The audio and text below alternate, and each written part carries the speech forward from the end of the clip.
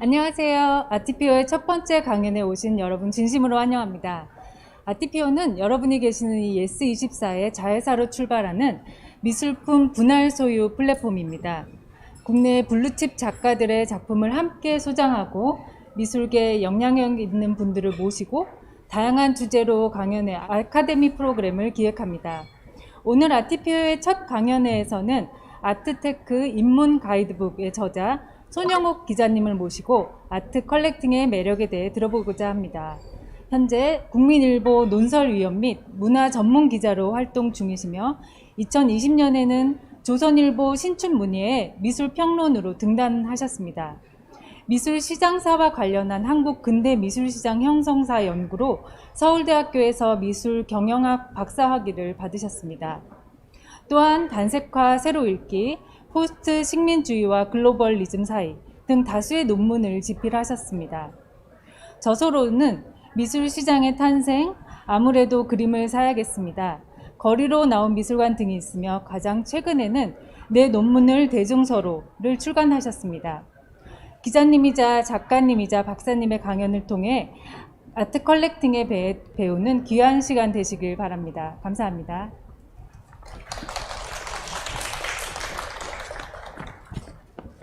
안녕하세요. 손영옥입니다.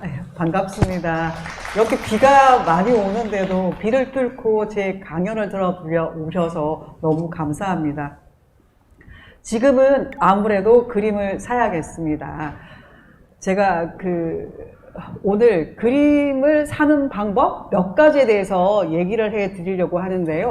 혹시 여러분들도 그런 목적으로 오시지 않으셨나 생각하는데요. 혹시 그림을 사겠다, 그런 생각을 가지신 분 손 좀 들어주세요. 네. 꽤 많은 분이 그림을 사고 싶다라는 생각을 하시는 거죠. 제가 오늘 정말 그림을 사는 꿀팁에 대해서 한번 말씀을 드릴까 하는데요. 제 소개는 좀 전에 했었고요. 저는 오늘 이 강연을 하기 전에 컬렉터 Y씨에 대해서 이야기를 할까 해요.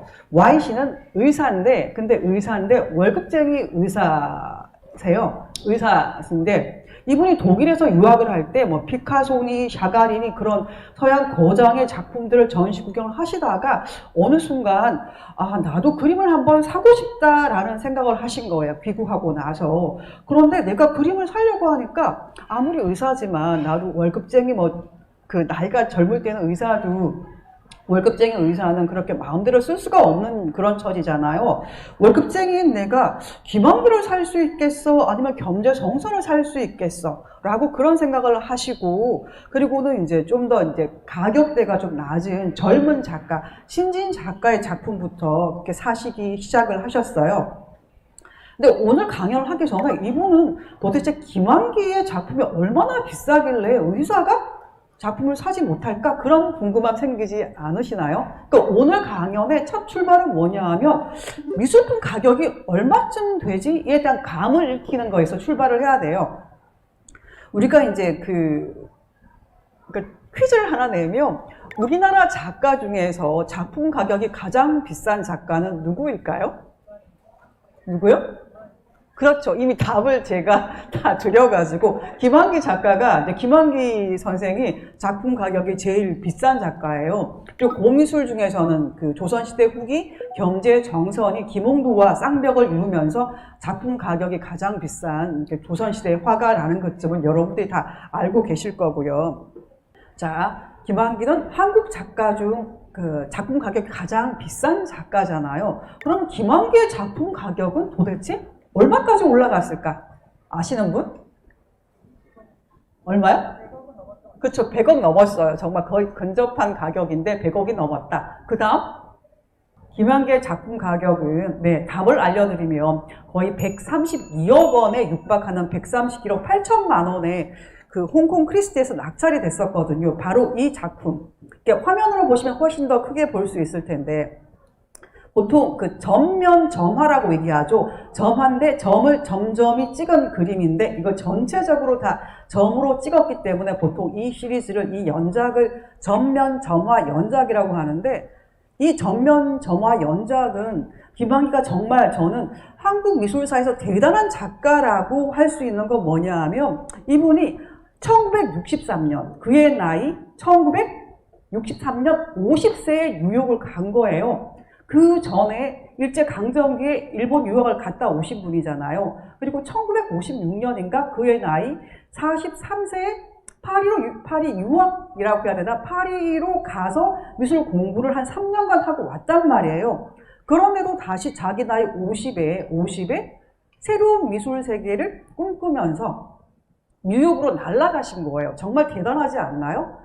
뉴욕으로 간 이후에 김한기는 그 이전의 김한기와 뉴욕 시대의 김한기는 완전히 달라졌어요. 뉴욕 시대에 가서 김한기는 이 전면 점화를 라는 새로운 그 형식을 창안을 했었거든요. 이제 이 미술은 미술사에서 왜 중요한가 하면 그때 뉴욕은 추상 표현주의가 완전히 그 득세하던 그런 시기였었어요. 우리가 추상 표현주의 하면 어떤 작가들이 있죠? 제일 많이 아는 잭슨 폴록 아니면 뭐 마크 로스코 정말 한국 사람들이 좋아하는 그런 작가들이 추상으로 이렇게 뭔가 이렇게 표현이라 그러면 내면에 있는 심리를 표출하는 회화라고 할 수가 있거든요. 그런 추상 표현주의가 이제 그 뉴욕 그 화단을 막 지배하고 전 세계 사조의 첨단을 걷는 그런 시대였는데 그 뉴욕에 가서 추상 표현주의와 도킹하면서 가장 한국적인 추상화라는 전면 점화 양식을 창안한 거예요. 여기는 우리가 보통 미술에서 구상, 추상 두 가지로 나누잖아요. 구상은 뭐예요? 어떤 형상이 있는 거잖아요. 사람이든 풍경이든 형상이 있는 건데 추상은 아무 형상이 없는 거죠. 점만 찍었을 뿐이에요. 근데 김한기는 점을 찍을 때 우리 보통 이제 뭐 유화나 아니면 뭐 아크릴 물감을 쓸 때 캔버스에 그리잖아요. 근데 김한기는 이 점화를 찍을 때는 캔버스에 안 했어요. 어디에? 광목, 그러니까 코촌이라고 보통 얘기를 하는데 그 표기할 때는 광목에다 점을 찍으면 캔버스하고 다른 어떤 특징이 있을까요? 점이 이렇게 퍼져나가잖아요. 퍼져나가면서 우리 조선시대 수묵화 같은 이렇게 번짐이 있죠. 발목의 효과를 누리면서 이 회화는 이 김한기의 전면 점화는 미국의 추상화 같으면서도 우리 그 전통적인 수묵화 같은 발목의 효과 같이 누리면서 서양화와 동양화가 접목한 새로운 양식을 만들어낸 거죠. 이 그림이 지금까지 우리나라 작가 중에서는 가장 작품 가격이 비싼 작가가죠. 그 이전에도 김한기가 제일 비싼 작가였고요. 그러니까 김한기의 경쟁 상대는 김한기다라는 말이 나올 정도예요.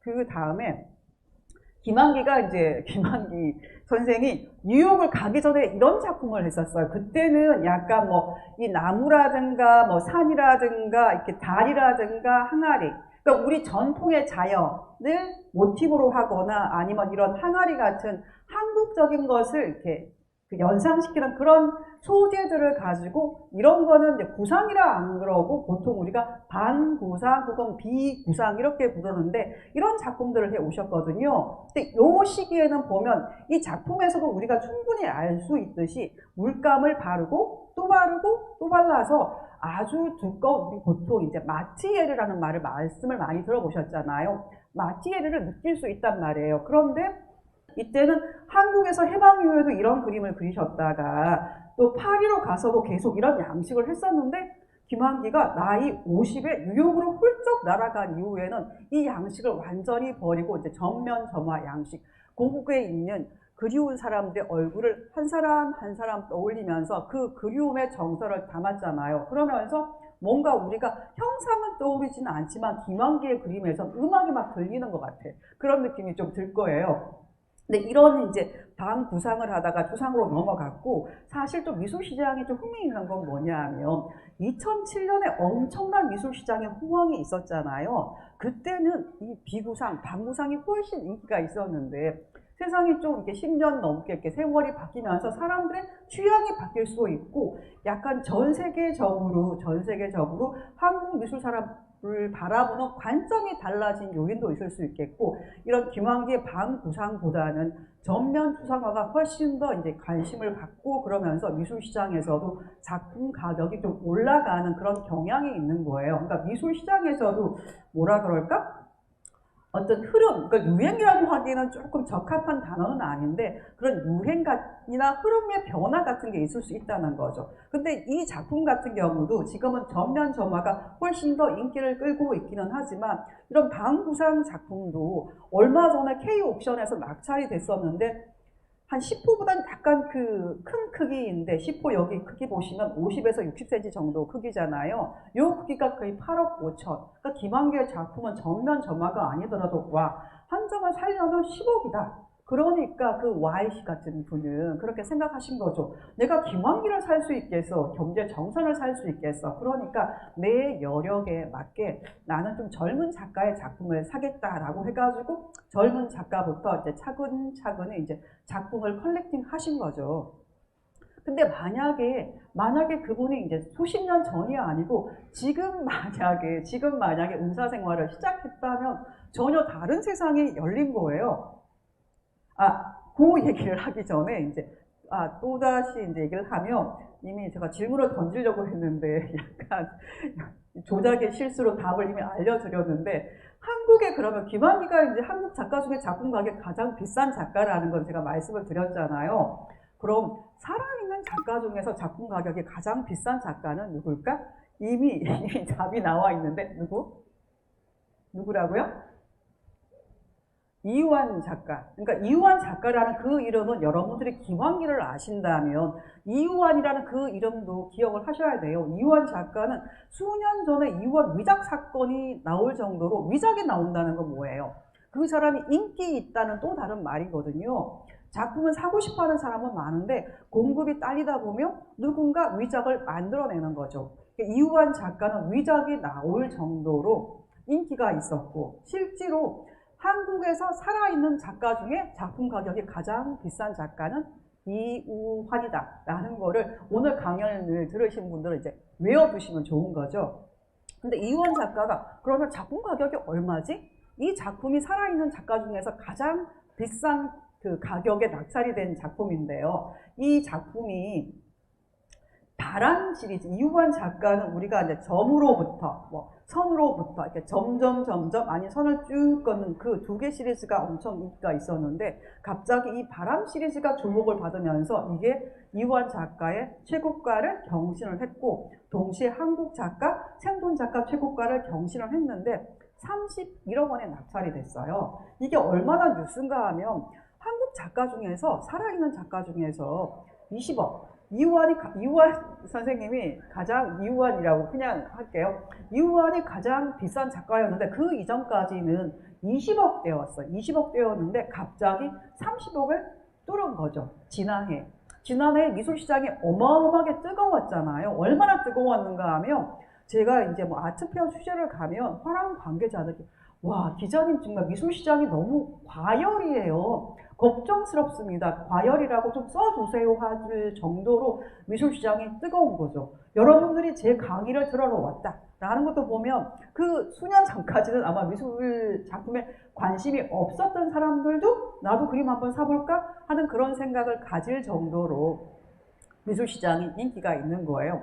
또 하나 이제 조금 더 이제 팁이 아니고 정보를 좀 알려드리면 우리나라 작가 중에서 살아있는 작가 중에서 작품 가격이 10억 원이 넘는 사람은 몇 명일까요? 몇 명일까요? 이우환 작가 한 명 나왔습니다. 그럼 몇 명이 있을까요? 전체. 조금 큰 소리로 말씀해 주시면. 딱 3명 있어요. 딱 3명 있어요. 그러니까 아직까지 미술시장이 그래서 한국 미술시장이 저평가되어 있다라고 말씀하시는 분도 계시는 거예요. 이우환 작가, 혹시 박서보 작가 이름 들어보셨습니까? 박서보 작가, 정상화 작가. 연배들이 다 이제 90 전후 되시는 그런 분들인데 이분들이 그래도 생존 작가 중에서 10억 원이 넘는 작가분이에요. 그래서 이런 분들을 10억 클럽이라고 얘기를 하죠. 10억 원이 넘어서 10억 클럽에 들어가신 분이 딱 3분 계시는데 그 중에서 이우환 작가가 제일 먼저 10억 원을 넘으셨고 지금 이제 30억까지 이제 쭉 올라가신 거죠. 그리고 이제 그 이전에 이완 작가 역시나 이제 살아있는 작가 중에 작품 가격이 가장 비쌌는데, 요 작품 있죠. 점으로부터 점으로 있는 두 개의 연작이, 두 개의 작품이 붙어 있는 거죠. 하나는 파란색, 하나는 붉은색으로 이렇게 돼 있는 이 작품이 그 전에 이제 22억 원이었는데, 불과 이 작품이 22억 원에 낙찰된 지 두 달 후에 30억을 넘어선 거죠. 그만큼 미술시장이 지난해 뜨거웠다라는 것을 보여주는 거죠. 그런데 다시 아까 좀 전에 했던 얘기가 다시 나오면은, 그 Y씨가 수십 년 전이 아니고 지금 막 직장 생활을 시작한 월급쟁이였다면 김환기를 살 수가 있어요. 아니, 김환기는 지금도 뭐 이제 수십억 하는 거잖아요. 뭐 10억 넘고 막 이런데 어떻게 월급쟁이가 김환기를 살 수 있지? 김환기를 단돈 만 원에 살 수 있는 시대가 열린 거예요. 아니, 그 사이 무슨 일이 일어났을까? 놀라운 기술의 발전이 있었던 거죠. 그 기술이 뭔지를 볼까요? 김환기의 작품이 이렇게 피자 조각도 아닌데, 우리가 이제 피자를 한 판 시키면 다 조각 내가지고 이렇게 조각을 먹잖아요. 피자 조각도 아닌데 김환기의 작품 어떻게 조각 내서 살 수 있지?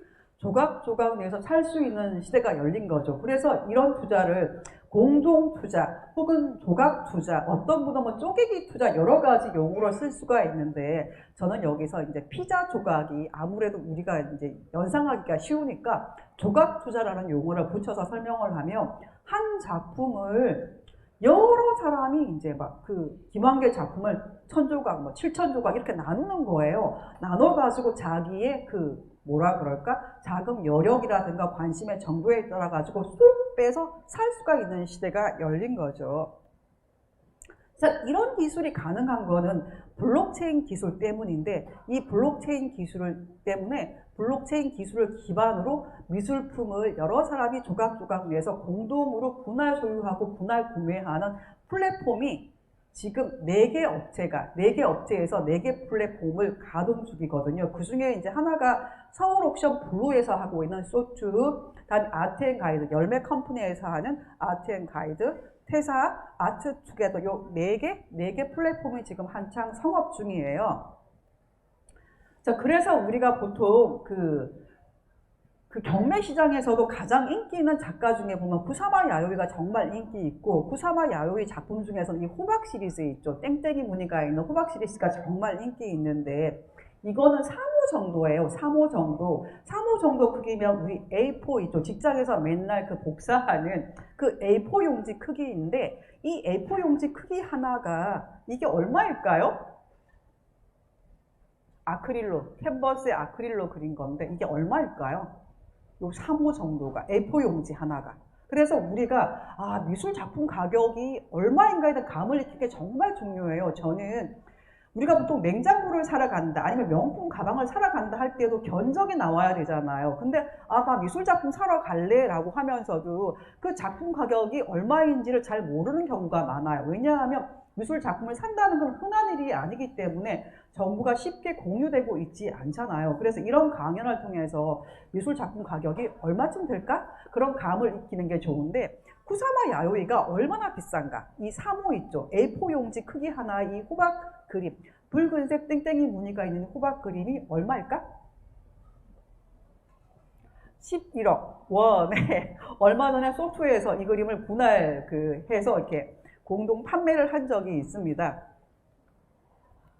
그래서 이제 쿠사마 야요이를 조각조각 내가지고 1000조각, 7000조각, 10,000조각 그 작품 가격 따라가지고 나누어가지고 쏙 빼서 살 수가 있는데, 이 블록체인 기술을 제가 활용한다 그랬잖아요. 이 블록체인 기술은 재작년에 엄청나게 뜨거웠죠. 시장이 비트코인에서 사용되는 기술인데, 이 기술을 사용을 함으로써 우리가 그 전에도 보면 제 주변에 동호회를 구성을 해가지고 그림 한 점을 여러 사람이 이제 구매하기도 하는데, 그럴 때 나 중간에 한 사람이 나는 빠지고 싶어 했었을 때 그게 참 애매했었잖아요. 근데 이 비트코인에 사용되는 블록체인 기술을 활용하며 그 조각 낸 그 조각 지분에 대해서 소유권을 심을 수가 있는 거예요. 그 기술을 사용해서 그 소유권의 이력이 추적 가능하기 때문에 이런 공동 투자가 가능해진 거죠. 그래서 그 기술을 이용한 조각 투자 시장이 좀 더 이렇게 앞으로 시장 전망이 있다라고 생각을 해서 벌써 4개 업체가 이 시장에 뛰어들었고 드디어 예스24까지 뛰어든 것 같습니다. 그래서 이 조각 투자를 좀 더 비유하자면 우리가 삼성전자는 기업을 살 수가 없죠. 우리나라 넘버원 기업인데. 근데 삼성전자 기업은 살 수 없지만 그 회사의 지분을 조각 낸 그 지분 주식을 살 수 있는 것처럼 김한계 작품은 이게 131억인데 뭐 웬만한 사람은 살 수 있겠죠. 그런 재벌이라든가 뭐 부유한 사람은 살 수 있겠지만 저 같은 경우나 여러분들 중에서도 이런 거 살 수 있는 사람이 없을 것 같은데 근데 이 김한계 이 작품조차도 만약에 누군가 사서 이렇게 공동 투자 시장에 내놓는다면 그 조각의 일부를 살 수 있는 거죠. 10,000원, 뭐 10만원, 아니 난 100만원 뭐 이런 식으로 김한기 작가가 가지는 미술사적인 가치를 나는 인정하고 앞으로 더 오를 것이라고 예상을 해서 나는 다른 사람들은 뭐 10만원, 100만원어치 할 때 난 1000만원을 한번 사고 싶어 라고 할 수도 있는 거죠. 그런 시장이 열리게 된 거죠. 그래서 그런 구체적인 사례를 제가 한번 취재를 해 봤더니 이분은 이민지 씨라고 35세, 지금 여기서 강연을 듣는 분들의 또래에 되는 그 직장인이에요. 대기업 홍보실에서 근무하는 이민지 씨가 이제 우연히 조각 투자가 있다는 얘기를 들었던 거예요. 나도 그림을 한 번 사고 싶어. 또 제가 볼 때는 30대, 40대에서 그림을 사는 취미가 생긴 것 중에 하나는 뭔가 그림을 사면 좀 더 이제 좀 엣지 있어 보이는 그런 또 측면이 있잖아요. 그래서 이민지 씨도 이제 아까 좀 전에 얘기했잖아요. 구사마 야요. 이게 전체적으로 통으로 하게 되면 한 점이 11억 원이나 하는 그런 미술품인데 이거를 조각 냈을 때 이민지 씨는 10만 원어치를 산 거예요. 이 한 조각이 여기는 소추는 1,000원이 기본이 있더라고요. 1,000원짜리를 100조각을 사니 10만 원어치를 산 거죠. 그냥 재미삼아 한번 그림을 산다는 게 어떤 맛일까 해서 이제 10만 원어치를 처음으로 한번 해본 거죠. 근데 지금 이 시장이 너무 뜨겁다 보니까 이민지 씨 같은 경우는 그 전에 이활종 작가라고 있어요. 제주도에서 주로 이제 골프 치는 안빈 낙도하는 현대판 풍속화를 그리시는 윤화풍으로 그리시는 그런 작가분이 있는데 그분의 작품을 사려고 했는데 거의 광클을 해야 된다 그러더라고요. 인기 있는 작가는 뭐 1분 몇 분 만에 이제 동이 나기 때문에 이렇게 그때 첫 번째 그 시도에서는 이제 불발되고 두 번째 이 작품을 샀다라고 얘기를 했고요. 그리고 지금 현재 있는 4개 플랫폼을 좀 비교를 해보면 제가 좀 전에 말씀드린 것처럼 서울옥션 블루에서 하는 소투가 있고요. 소투가 있고 그리고 이게 커서가 좀 잘 안 움직여서 아트앤가이드가 있고 태사 아트투게더가 있는데 이렇게 보면 이제 뭐 서비스 게시일들은 여러분들이 다 보시면 되겠고 큰 차이가 조각당 가격인데 조각당 가격이 소투하고 태사 같은 경우는 한 조각에 1,000원이에요. 1,000원. 그런데 아트앤가이드하고 아트투게더는 이제 최하가 1만 원인데 특히 조금 다른 데하고 차별화되는 게가 아트앤가이드인데 아트앤가이드는 조금 이따가 설명을 하는 거 하고요. 수익률도 보시면 요즘 이제 뭐 워낙 그 주가나 비트코인은 거의 뭐 폭락을 경험하고 주식도 마찬가지잖아요. 미국에서 인플레가 워낙 심하다 보니까 금리를 계속 올리면서 주식시장에 직격탄을 맞았는데 어쨌거나 그 지금까지 누적 수익률을 비교해 봤을 때 16에서 뭐 47%까지 나오는데 그게 보면 제가 봤었을 때 제가 좀 분석을 해보면 평균 보유기간에서 좀 차이가 나는 것 같아요. 평균 보유기간이 소투는 좀 짧더라고요. 지금 65일 두 달 정도인데 제가 작년쯤에 이제 아무래도 그림을 사야겠습니다. 다른 강연을 할 때 이 수익률하고 뭐 이런 것들 비교했었을 때 그때는 한 달 정도 보유하더라고. 한 달 정도. 소투 같은 경우는 다른 데는 그보다 좀 더 기간이 길었으니까 그러니까 비교를 해보면 한 군데는 소투는 2달 정도, 나머지는 10개월 내지 이제 뭐 11개월 정도잖아요. 소투가 뭐 상대적으로 수익률이 낮은 거는 짧은 기간에 이제 그림을 보유했다, 매각하다 보니까 이런 그 보유 기간 대비 수익률의 차이가 있지 않을까 생각을 하고, 수수료는 큰 차이는 없어요. 근데 퇴사 같은 경우는 수수료는 없지만 이렇게 매각했었을 때 매각 수익이 나면 그 수익의 일부를 가져가는 그런 구조가 좀 다르고, 내가 결정 방식이 조금 흥미로운데요. 아니, 그 살 때는 내 마음대로 살 수가 있어요. 내 마음대로 살 수가 있는데, 이제 팔 때는 어떤 경우는 투표를 하고, 어떤 경우는 회사에 처음부터 이렇게 투표를 하다 보면 의사결정 기간이 조금 걸리고, 그 사이에 이제 작품 가격이 올라가거나 내려가거나 문제가 있기 때문에 아예 처음부터 회사에 맡긴다라고 이제 뭐라 그럴까, 각서라는 표현은 그렇긴 하지만 그런 식으로 이제 동의를 구하는 그런 차이가 좀 있습니다.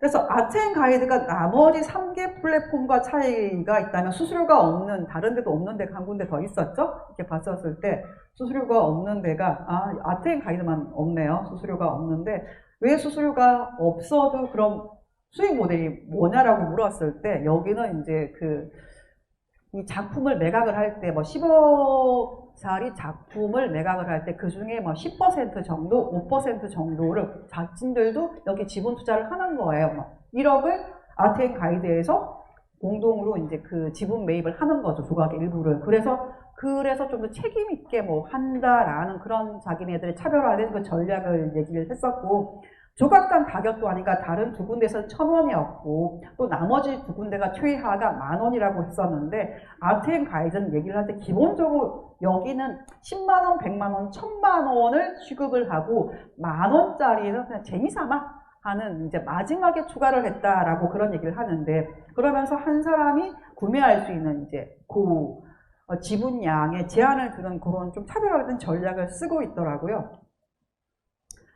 그래서 제가 이 아트앤가이드를 운영하는 열매 컴퍼니의 김대욱 대표를 인터뷰했었을 때, 왜 다른 데는 1,000원, 10,000원이 기본인데 여기는 조각당 가격 단위가 좀 더 비싼가요? 라는 질문을 했었을 때, 그분 얘기는 1,000원이나 10,000원은 이 작품을 산다는 본질적인 면에서 좀 벗어나 있다라고 얘기하시면서, 아무래도 이제 10만원, 100만원 단위로 작품을 사시는 분들이 정말로 이게 재미가 아니라, 난 정말 작품을 사고 싶어 하는 그런 열망이 좀 더 강한 것 같다. 그래서 이제 그런 분들이 재구매율이 높더라라는 말씀을 해 주셨습니다.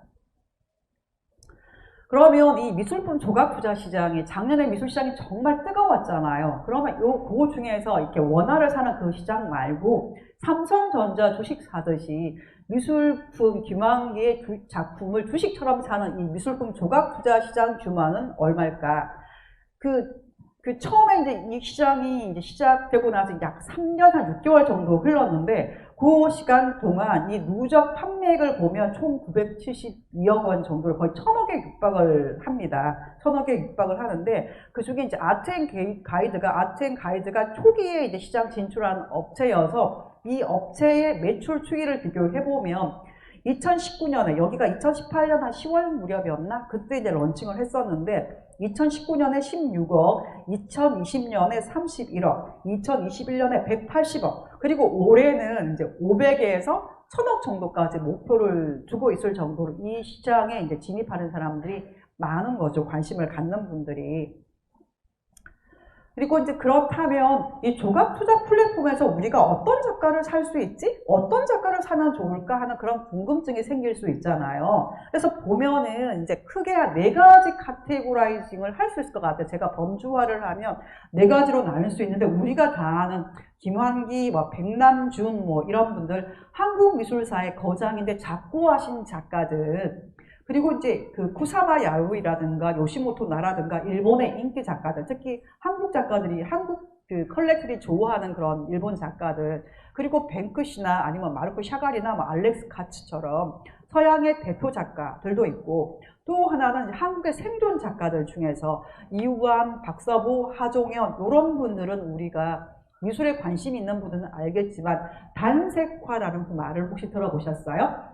단색화, 작가군으로 묶이는 작가군인데, 단색화는 우리나라에서 1970년대 중반 무렵에 한국적인 추상화, 그러니까 추상이에요. 구상이 아니고 추상이 형상이 없어요. 없는데 단색 계열을 쓴 거죠. 그때는 이제 중성색 계통의 단색을 썼는데 이분들이 이제 그 연세가 드시면서 왜 우리가 또 보면 나이가 들면 원색 좋아하잖아요. 엄마들이 빨간 바지 좋아하는 것처럼 이분들도 이제 연세가 드시면서 원색을 붉은색, 노란색 이런 색을 많이 쓰시더라고요. 그리고 그 다음에 이제 이건용, 뭐 신문섭, 이배 이런 분들 같은 경우 한국에 이제 그 조금 더 연배가 좀 더 젊으신 10년, 20년 더 젊으신 분들인데 그래도 60이 넘고 뭐 이건용 선생님 같은 경우는 80 되시는 분이죠. 신문섭 선생님도 아마 그분 그 연배쯤 되는 것 같은데 신문섭, 이배 이런 분들은 이제 포스터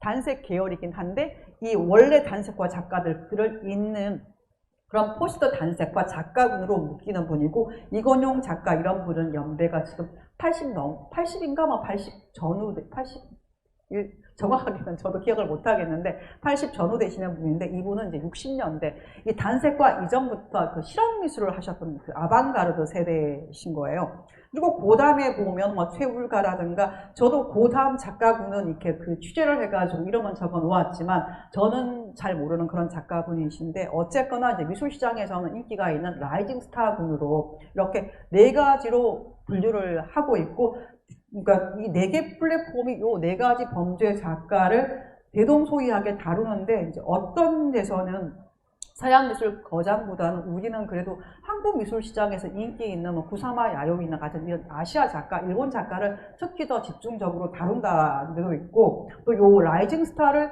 다루는 데도 있고 안 다루는 데도 있더라고요. 그래서 요 업체에서 이 업체라 그래야 되나 이 플랫폼에서 어떤 작가를 집중적으로 다루는가를 조금 이렇게 비교해서 보시면 알 수 있을 것 같아요. 그런 비교를 해서 만약에 그 시장에 뛰어든다면 내가 어떤 플랫폼을 선택할까 하는 그런 판단 기준이 될 수 있을 것 같습니다. 요거는 저는 약간 그 어느 분이 그 페이스북에 글을 올렸는데 뭐 지하철을 타는데 젊은 그 친구들이 막 탔는데 나 그 사람들이 내가 페이스북 하고 있는 거를 볼까봐 두렵다 그 말을 했었는데 제가 그 말의 농담의 의미를 깨닫는데 5초 걸렸어요. 저도 인스타는 안 하고 페북만 하는 사람인데 페북에 이제 공동구매 투자 공고가 뜬 거예요. 페북을 하고 있으면 나 꼰대 세대다 이거 증명하는 거라고 그러더라고요. 만천하에 공개하는 거잖아요. 그러니까 저는 이제 페북만 하는 그런 세대인데 페북에 뜬 광고인데 이유한 작가의 이 조홍 시리즈 제목이 제가 좀 이거 대화예요? 네. 대화. 예, 요 시리즈를 이제 그 매각한 거였고요. 근데 제가 이제 이 조각 투자를 보면서 이제 문제점을 우리는 그 기자의 입장에서 뭔가 문제점을 찾고 문제점이 없나 그런 그 접근을 해야 되는 거잖아요. 그래서 이 조각 투자가 갖고 있는 문제가 없을까를 좀 생각을 해봤더니 몇 가지 이제 우리가 좀 건드려 봐야 할 이슈가 있었어요. 일단은 이게 살 때는 내가 결정을 하는 거예요. 살 때는 내가 마음껏 살 수 있는데 팔 때는 나 혼자서 못 파는 거예요. 주식은 예를 들어서 내가 삼성전자 주식을 산다, 현대자동차 주식을 산다라고 했었을 때 내가 삼전 주식을 마음껏 샀다가 내 마음대로 샀다가 이렇게 어느 정도 내가 참 무릎에 샀다가 이제 지금이 어깨야 라고 생각해서 팔 수가 있거든요. 내 마음대로 팔 수가 있는데 이 조각 투자는 문제가 뭐냐 하면 결정적인 흠이 사는 거는 내 마음대로 사는데 파는 거는 투표를 하거나 아니면 내가 위임한 그 회사에서 지금이 80점이에요 할 때까지 기다려야 되는 거예요. 그러니까 작년에 제가 이 비슷한 강연을 할 때는 그 문제가 해결이 되지 않았습니다. 근데 그 사이에 이제 그 업체에서도 이런 문제점을 좀 느꼈는지 모르겠는데 좀 보완이 돼가지고 몇 개의 플랫폼에서는 소프트와 퇴사 같은 경우는 자체 내 마켓이 있는 거예요. 당근 마켓처럼 마켓이 있어가지고 공식적으로 그 전체 그림 있잖아요. 후사마요의 한 작품을 매각하기 모두가 동의를 해가지고 아마 50%가 넘는 동의율이 있으면 그 작품을 매각할 수 있는데 그렇게 매각하기 전이라도 그 자체 플랫폼 내에서 마켓이 형성돼서 회원끼리 사고 파는 그런 시장이 만들어져 있어서 그런 부족한 점을 좀 보완하고 있는 것 같습니다.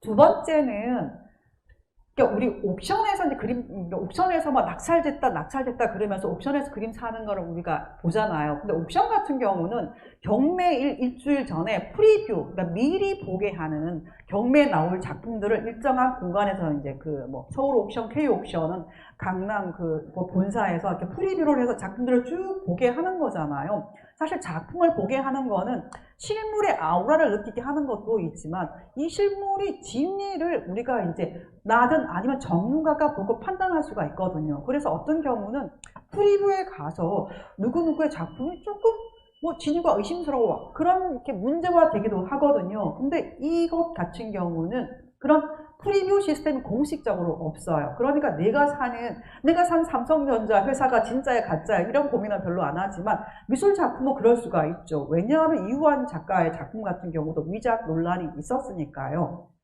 그런데 여기도 공식적으로 프리뷰 시스템은 없지만 내가 원하면 그 작품을 볼 수는 있나 봐요. 있고 어떤 경우는 본인이 이제 일부 조각을 10만원어치, 100만원어치 사고 나서 그 작가의 작품의 실물을 보고 싶어요 라고 회사에 얘기하면 어쨌거나 실물을 처분하기 전이니까 이렇게 관람을 이제 하게 해 준다고는 하더라고요. 그럼에도 불구하고 이제 공식적인 프리뷰가 없다 보면 이런 진위 문제가 만에 하나라도 생길 수 있는 그런 문제가 좀 있을 수 있는 거. 그리고 이제 요거는 이렇게 팁이라면 팁인데 이런 경우는 자본시장 통합법에 따라 가지고 작품을 구입도 안 하고 이렇게 사람들한테 이렇게 뻥쳐서 이게 좋은 용어는 아닌데 어쨌거나 작품을 매각할 수 있잖아. 그럴 수가 없는 게 자본시장 통합법에 따라 가지고 일단은 작품을 선구매해요. 그 플랫폼에서. 그리고 선구매한 그 작품을 가지고 이렇게 조각을 1000조각이든 10,000조각이든 나눠 가지고 이렇게 공동 구매자들한테 판매하는 그런 방식이거든요.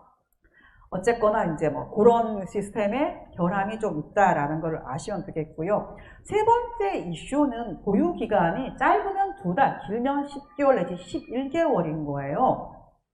근데 투자의 관점에서는 정말 좋은 작품은 장기적으로 보유할수록 수익률이 올라요. 사실 주식도 마찬가지인데 모든 개미들이 삼성전자를 투자해서 약간 쓰린 배 같은 거 있지 않나요? 저 같은 경우가 삼성전자를 제가 90년대인가 제가 처음 주식 투자를 삼성전자로 시작을 했었는데 그때 4만원에 사가지고 7만원에 팔면서 와, 나 정말 성공했다라고 했었어요. 그런데 그 삼성전자가 액면부담하기 전까지 얼마까지 올라갔어요? 250만원까지 올라간 거를 제가 어제 뉴스를 세상 검색을 해봤더니 그거를 그냥 4만원에 산 주식을 그대로 갖고 있었으면 내가 주당 250만원까지 올라갈 수 있었는데 와, 2배도 안 되는데 4만원에서 8만원도 아닌 7만원에 와, 나 주식 투자 성공했다 하고 제가 팔았거든요. 근데 제 주변 직장 동료를 다 삼성전자에서 본인들이 다 투자 성공했다라고 말을 했었지만 알고 봤더니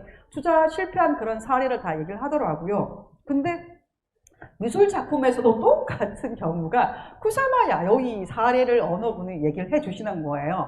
제가 이제 정확한 연도는 이제 취재를 못 했는데 예를 들어서 쿠사마 야요이 1호 있죠. 1호 같으면 엽서 크기 한 장 정도 크기인데 그 1호가 1,000만원 했던 시절이 있었어요. 500만원에서 1,000만원까지 했던 시절이 있었는데 쿠사마 야요이를 샀던 사람들이 그 호박을 샀던 사람들이 3,000만원 할 때 판 거예요. 와, 나 3배 벌었어 라고 기쁜 마음으로 팔았는데 그 쿠사마 야요이 호박 1호가 지금 얼마 하는가 하면 저도 제가 호박을 산 적이 없으니까 근데 어제 알아봤더니 1호 정도가 5억 6억 정도 하나 보더라고요. 좀 전에 3호가 붉은색 호박이 11억 원에서 소투에서 한번 공동 투자할 때 이렇게 내놨었잖아. 그러니까 1호가 1,000만원 사가지고 3,000만원에 이제 팔았다고, 와, 나 정말 투자 너무 잘했어. 미술로 나는 투자를 했어라고 했었는데, 그렇게 오를 줄 그 사람들은 몰랐던 거죠.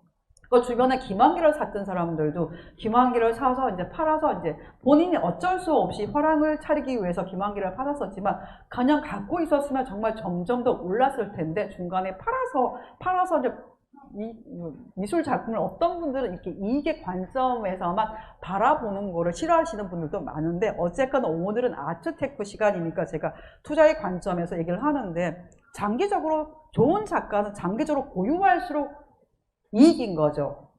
그러니까 또 다른 관점이 이렇게 투자의 관점으로만 미술 작품을 접근하는 게 미술 시장 생태계, 미술 시장이 아니고 미술 생태계 발전에 도움이 되는가? 라고 문제 제기하시는 분이 많은 거예요. 예를 들어서 한 작가의 이제 그 다음으로 넘어갈게요.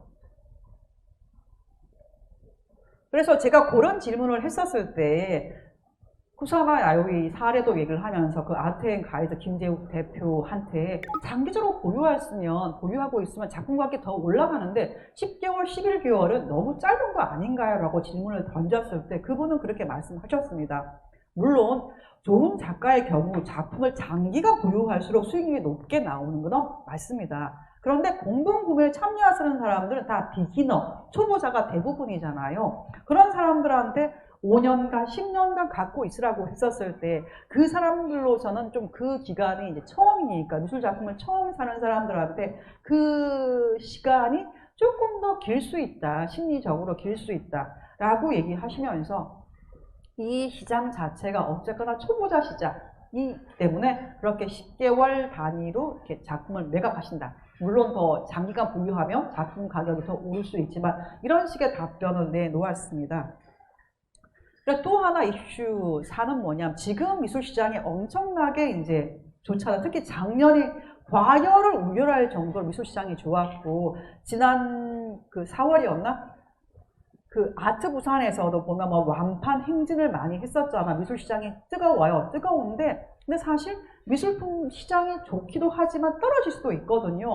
2007년에 정말 미술 시장이 뜨거웠죠. 거품이었죠. 근데 그 거품이 꺼졌잖아요. 꺼졌는데 아주 흥미로운 건 뭐냐 하면 2007년에 이제 이후에 지금 이제 다시 이제 대부황을 맞고 있는데 2007년에 미술 시장이 엄청 좋았을 때 어떤 분이 책을 썼어요. 그때 한창 미술 시장에서 인기가 있는 40대, 50대, 뭐 60대까지 아울렀던 것 같은데 한 40명의 작가를 쭉 다루는 책을 썼는데 제가 한번 이제 얼마 전에 그 작가들을 한번 그 책을 쭉 어떤 작가가 있나라고 확인하면서 그 사람들의 지금 동향을 보니 그 중에서 현재까지 제가 미술 기자를 지금 8년 차를 하는데 제가 미술 기자 8년 차 하는 동안 그분들의 전시를 그러니까 좀 괜찮은 갤러리에서 전시하는 경우를 본 경우가 한 5손가락 정도?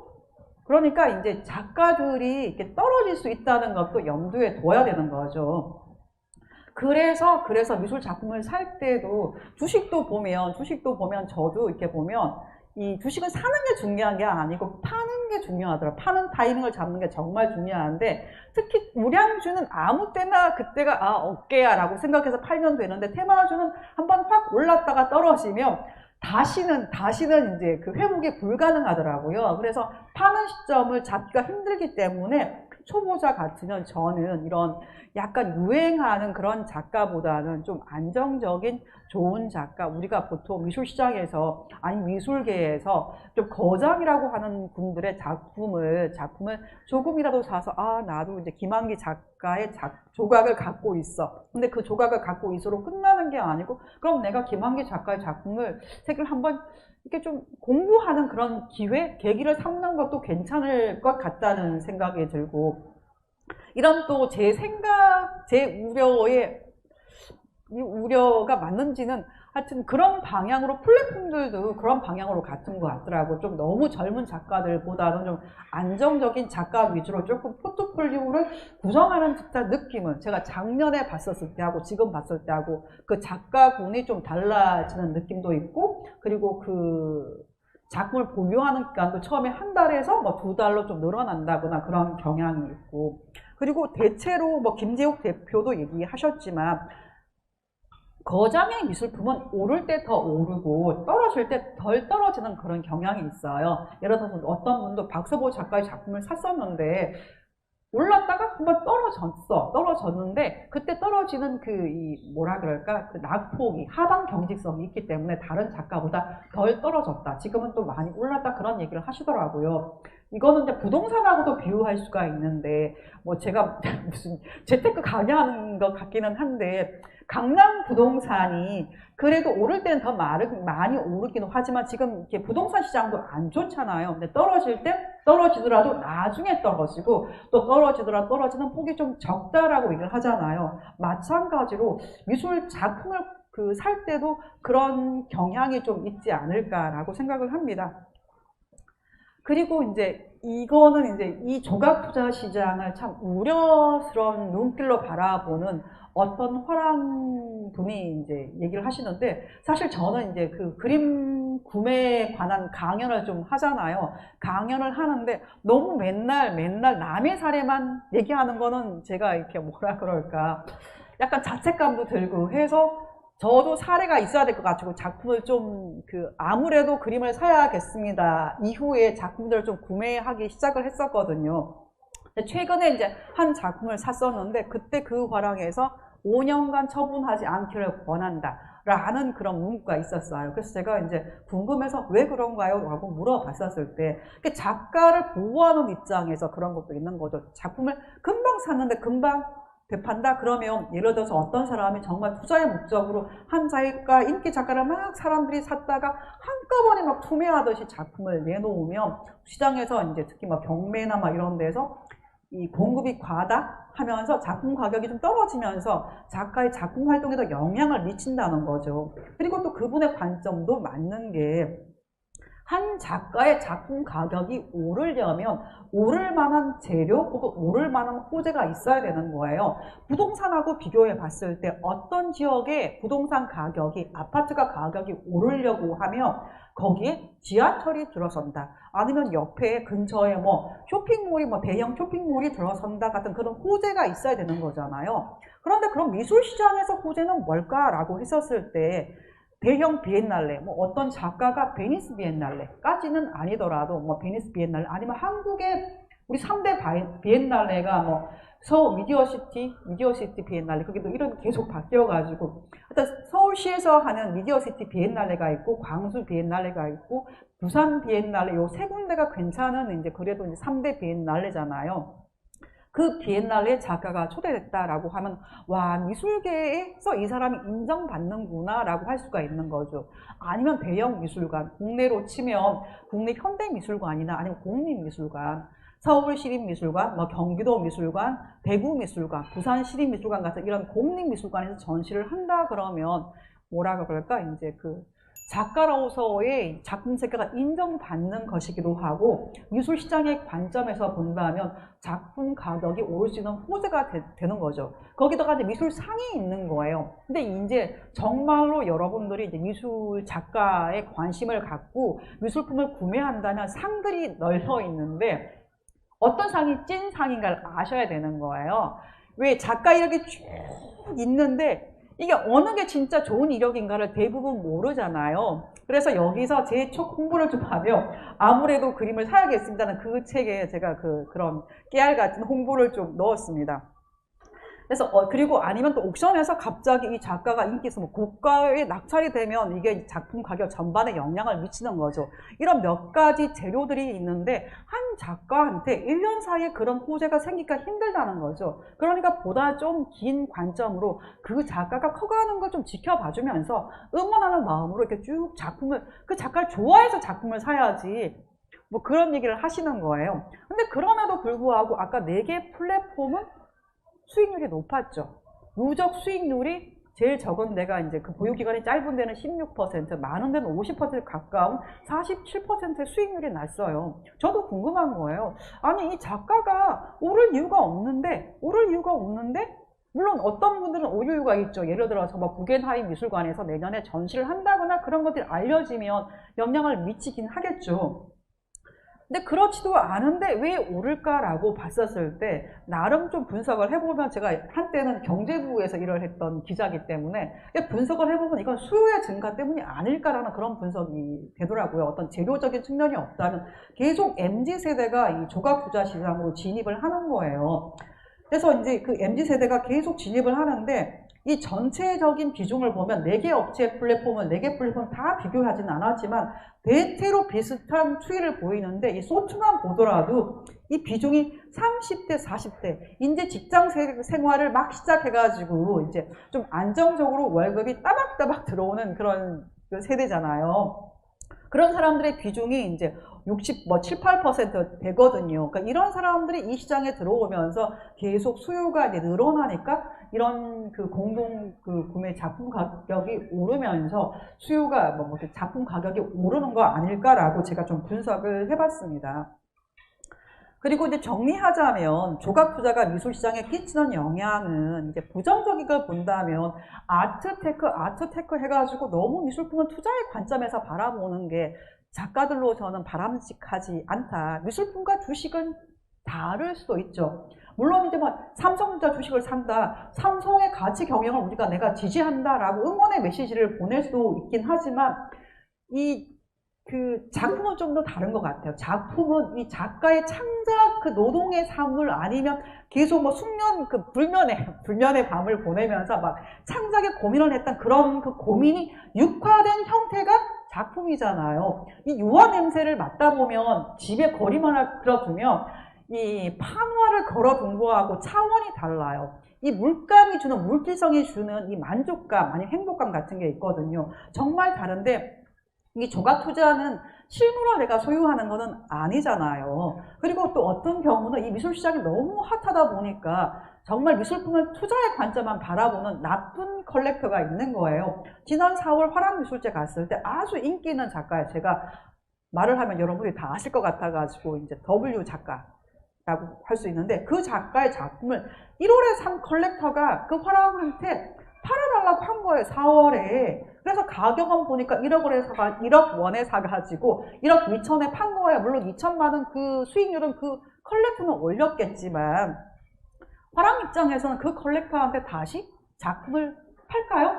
안 팔아요. 예를 들어서 어떤 분은 저한테 화랑의 그림 살 때 깎지 말라고 팁을 주시더라고요. 왜냐하면 여러 컬렉터가 있을 때 늘 깎아주세요 하는 컬렉터가 있고 그냥 이렇게 사는 컬렉터가 있다면 정말 좋은 작품이 있죠. 작품도 보면 작가들도 보면 이렇게 여러 균질하지는 않잖아요. 이렇게 보면 A급이라고 해야 되나 정말 이렇게 작가가 아주 만족한 이 상태가 좋은 그런 작품이 나온다면 그런 거를 깎아달라 한테는 컬렉터한테 권하지 않고 그냥 말없이 이렇게 사시는 그리고 작품을 정말 사랑하시는 그런 컬렉터한테 그렇게 팔 거잖아요. 그래서 좋은 컬렉터가 아닌 이런 분은 이제 꾸준히 컬렉터 생활을 하시기는 힘든 거죠. 2천만 원 수익률을 올렸을지는 모르겠지만.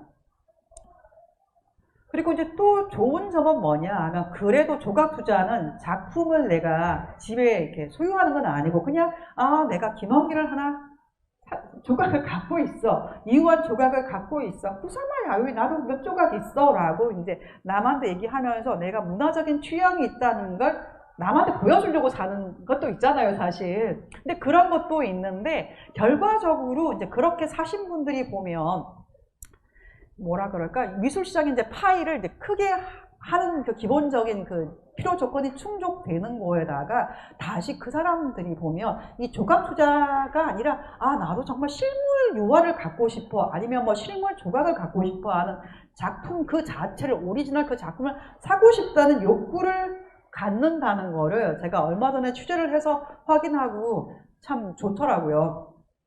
그리고 이제 이 뭐라 그럴까 작가를 후원하는 말이 있죠. 후원하는 맛이 정말 중요해요. 내가 산 작품을 샀는데 그 작가가 쑥쑥 커가는 그거를 보는 재미가 좀 있어. 제가 이제 아무래도 그림을 사야겠습니다 책을 쓰면서 마지막 미션이 작품을 사는 거였잖아요. 그러면서 이제 여러 이렇게 종류별로 사는 거예요. 저는 이제 갓 졸업한 우리 아들하고 같은 그런 연배 갓 졸업한 그런 신진의 조각도 사기도 하고 아니면 정말 이렇게 40대 외국 작가의 조각을 사기도 하고 이렇게 사면서 이제 사람들한테 다양한 제 경험을 좀 나누고 싶어서 그렇게 하는데 삼성전자는 못 사지만 중소기업은 살 수 있는 사람도 있긴 하겠지만 우리 같은 사람은 중소기업은 살 수는 없죠. 그런데 그림은 살 수 있죠. 그림은 원화를 살 수 있는데 내 예산이 적은데 어떻게 살 수 있지? 방법은 있죠. 두 가지가 있는데 거장의 소품을 사는 거죠. 거장의 소품은 예를 들어 1,000만 원 미만, 1,000만 원 전후로 살 수도 있고 아니면 젊은 작가의 작품을 산다면 40대 정의 젊은 작가의 작품을 산다면 1,000만 원 이하에서 충분히 살 수 있는 거죠. 그래서 내가 조각 투자만 하는 게 아니고 원화를 사는 정말 그 메디치가의 그 아주 일부분이 있죠. 사과 한 입에 제가 메디치의 기본 이런 표현을 쓰는데 그런 그 시대가 열릴 수가 있는 거죠. 그래서 이제 정말 아트테크가 아니라 정말 재테크로서 미술품을 사는 걸 넘어서 가지고 물론 좋은 작품을 사면 긴 기간 10년, 20년 있으면 작품 가격이 오르겠죠. 오르기도 하는데 그래도 그 작가를 그 기간 동안 그 작품을 갖고 있는다는 건 그 작가를 후원하는 거잖아요. 찐 컬렉터가 될 수가 있는 그 징검다리가 될 수 있는 가교가 될 수 있는 게 조각 투자가 아닐까. 조각 투자가 갖는 긍정적인 매력이 아닐까라고 생각을 하는데 그 모 갤러리 이사가 그 갤러리에서 작품을 사는 그 컬렉터들을 이렇게 쭉 보면 그 사람들은 정말 이렇게 샀다가 다시 금방 단타하듯이 작품 매각하는 사람도 있긴 있더라고요. 근데 그 갤러리에서 작품을 사는 컬렉터들은 재판매를 염두에 두기보다는 정말 그 작가가 좋아서 후원하는 기분으로 언젠가는 팔겠지만 5년 내 팔지는 않고 뭐 불가피하게 어떤 분은 그림 팔아서 이렇게 자식 그 뭐 결혼식도 하고 그런 분도 계시긴 하더라고요. 그렇게 하긴 하지만 이렇게 막 그림으로 막 단타해서 돈을 벌겠다는 생각보다는 예술을 후원하고 내가 향유하는 그런 목적으로 그림을 사는 분이 많다. 그래서 이제 아트테커에서 찐 컬렉터로 넘어가는 가교가 이 조각 투자가 그런 역할을 했으면 하는 게 제 바람입니다. 그리고 다시 한번 제 책 얘기를 하면 제가 아무래도 그림을 사야겠습니다 라는 이 책을 쓸 때 그림 사서 돈 버세요 이렇게 쓴 게 아니고 제가 미술 현장에서 작가들 쭉 만나면 이미 이스태블리시티 된 기성 작가들 60대 이상 미술 시장에서 아니면 미술계에서 인정받는 작가들도 있지만 아직 40대가 안 됐거나 40대를 넘어선 그런 작가들은 내가 가는 길이 맞나라는 그 불안감이 있단 말이에요. 불안감이 있음에도 불구하고 나는 내 길을 가리라 하는 그 뚜벅뚜벅 걸어가는 그런 자세들, 태도들이 너무 보기 좋고 좀 응원하고 싶은 마음이 있는 거예요. 특히 이제 한국은 이렇게 회화에 대한 유독 그 회화를 좋아하는 그런 선호도가 높은데 유럽 같은 경우는 뭐 조각도 사고 설치 미술도 사고 막 이런데 한국에서 설치 미술은 미술관 아니면 사주지도 않거든요. 그런데도 불구하고 조각을 하거나 아니면 설치 미술을 하는 작가들이 있는데 그 작가한테 제가 물었어요. 이거 누가 사겠어요? 그러니까 그런 얘기 하니까 아 이거 팔릴 수 있겠냐고 그렇게 질문을 하니 이런 걸 누가 사겠어요? 라고 스스로도 아는 거예요. 그럼에도 불구하고 자신이 생각하는 미술이 있는 거잖아요. 팔리는 미술이 아니고 내가 생각하는 미술사에 남을까지는 아니지만 미술은 늘 혁신이거든요. 과거의 미술과는 다른 새로운 미술을 하기 위해서 뚜벅뚜벅 새로운 실험을 하는 그런 작가들이 있어요. 그러면서 그럼 돈은 그러면 이제 뭐 대학 강의를 한다거나 심지어 어떤 분은 미술관 야간 경비를 서기도 하고 뭐 치킨 배달도 하시는 분들도 있더라고요. 그런 분들을 보면서 와 작가들 후원하려면 어떻게 해야 될까? 재벌만 사는 게 아니라 이건희 회장만 사는 게 아니라 아니면 중소기업 사장만 사는 게 아니라 강남의 큰손 사모님만 사는 게 아니라 여러분 같은 아니면 저 같은 월급쟁이들도 이 젊은 작가들의 작품을 사주면 그게 그 사람들의 생계에 대한 부담감을 줄여주면서 다음 작업을 할 수 있는 징검돌 하나를 놓아주는 일이잖아요.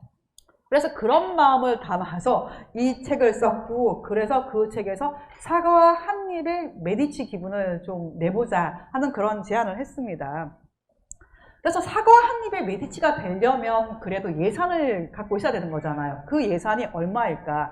제가 이 책에서 제안했던 금액은 500이었어요. 그때도 그 설문조사를 많이 했었거든요. 그런데 그때 그 출판사 그때 이 책을 낸 출판사 사장님도 500은 많은 거 아니냐 막 그런 말씀을 하셨어요. 보통 200만 원을 얘기하셨어요. 그때 뭐 한 40대 50대 이제 여성분들 주부들 보면 200 정도 얘기를 했는데 제가 이제 여러 미술계 관계자들 분하고 뭐 취재를 하고 좀 설문조사를 했었을 때 200은 너무 낮아요. 그래도 500 정도는 줘야지 10년 후에, 20년 후에 좀 이렇게 미술계 인정받을 될성 부른 작가의 작품을 살 수 있다라고 말을 해서 제가 500만 원 정도를 예산으로 잡았는데, 근데 세상이 달라졌어요.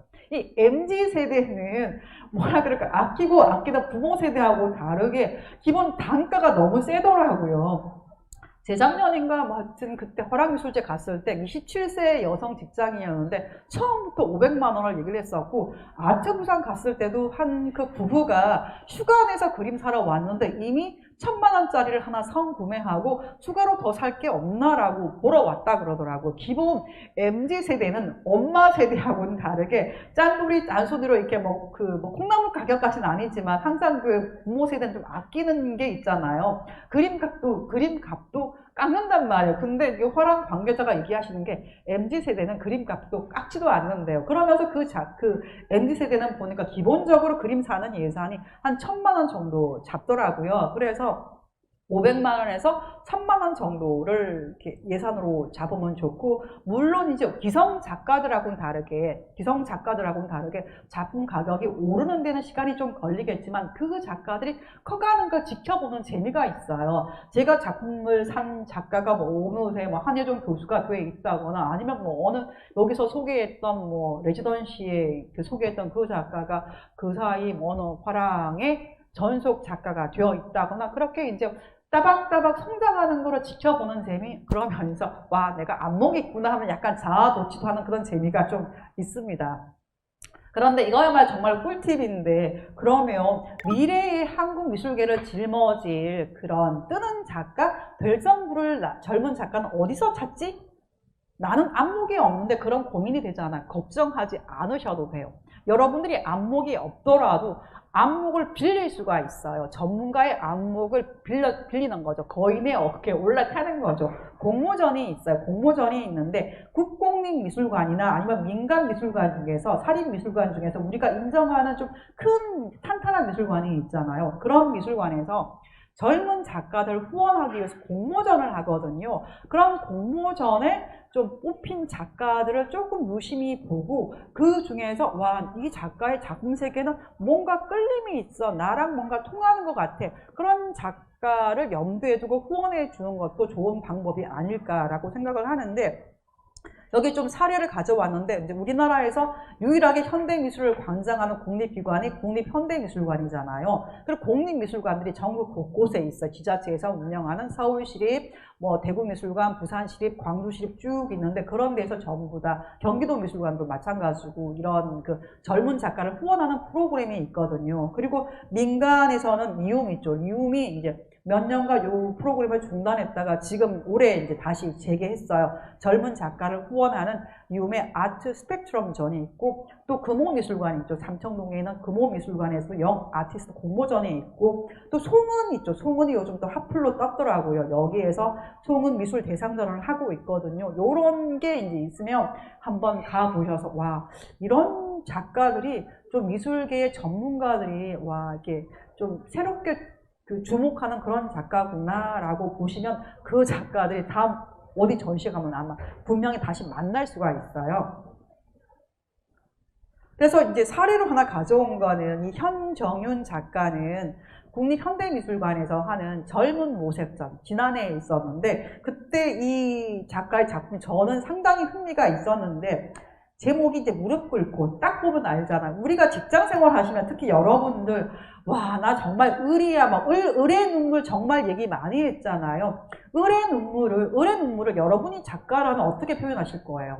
회화라면 뭐 구상을 또 그릴 수도 있겠죠. 뭐 직장에서 뭐 상사한테 깨지는 장면을 회화로 그린다거나, 아니면 깨지고 나서 막 그 분노하는 내 내면을 이렇게 표현주의식으로 표출하는 그런 그림도 그릴 수 있겠지만, 이 현정윤 작가는 조각가니까 조각을 가지고 표현을 했는데 딱 선 몇 개 있죠. 지그재그 선 몇 개로 했는데 딱 무릎 꿇은 뭔가를 이렇게 연상이 되잖아요. 그러면서 이 뭐라 그럴까, 을의 슬픔을 이렇게 너무 비통하게 표현하지 않으면서 약간 쿨하게 표현한 그런 게 저는 이 조각에서 좀 느껴져가지고, 이렇게 시각적으로 바로 이렇게 즉각적으로 뭔가 이제 그 메시지가 좀 다가오면서 약간 형식이 좀 진부하지 않은 그래서 미술은 새로워야 하거든요. 이렇게 새로운 형식의 맛을 이 작가의 작품을 들고 나왔습니다. 그러니까 국립현대미술관 젊은 모색전을 한번 주목해 보시면 좋겠고, 이게 경연으로 대체로 열리니까 뭐 다른 거는 매년 열리는데 국립현대미술관